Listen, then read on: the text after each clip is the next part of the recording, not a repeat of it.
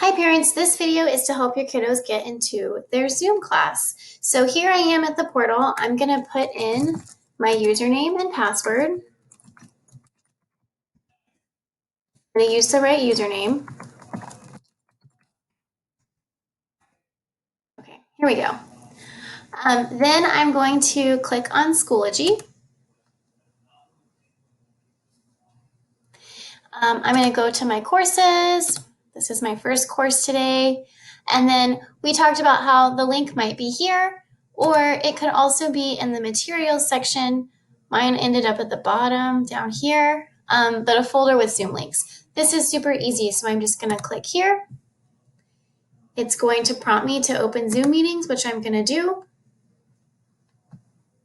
hopefully.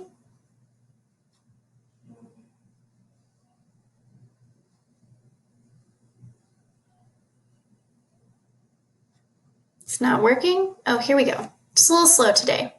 So I'm waiting for the host to let me in, which will happen in your class. So I'm waiting just a second. There it goes. So now I need to join with audio, and then I can start my video. And I'm going to leave my mic muted because we don't want to all talk at the same time. So that is how you get from the portal to a Zoom meeting.